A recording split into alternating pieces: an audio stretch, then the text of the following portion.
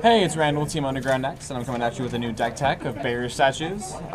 Basically the anti-meta for this format that I built. I kind of got bored sitting around and went through some of my cards.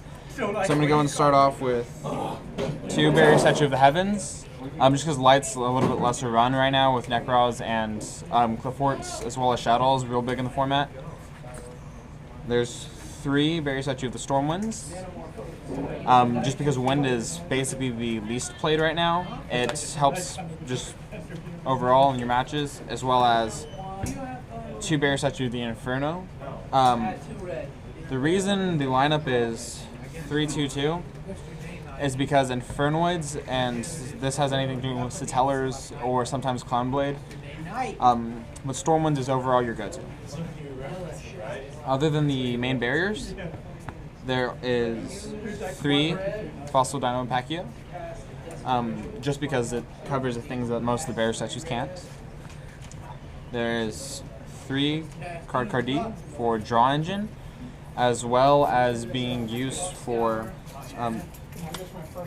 as well as just basically cycling through your deck and filling up slots.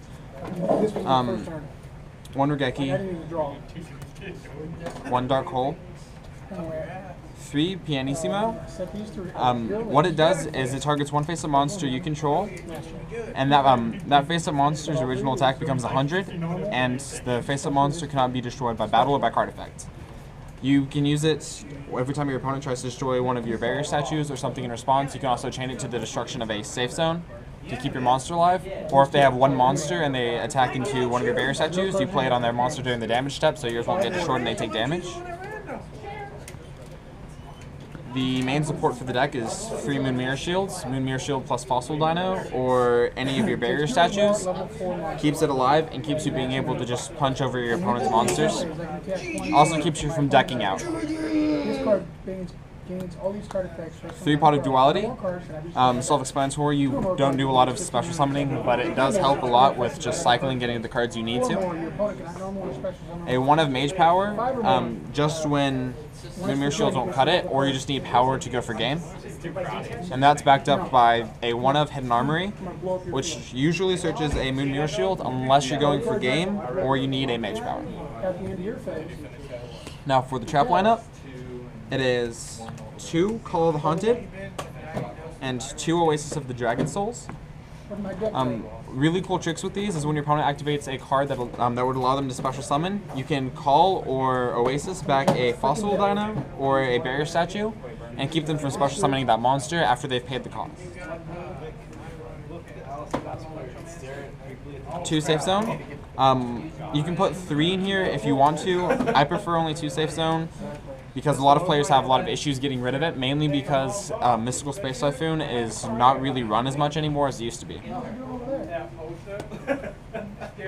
3 Threatening Roar. Self-explanatory.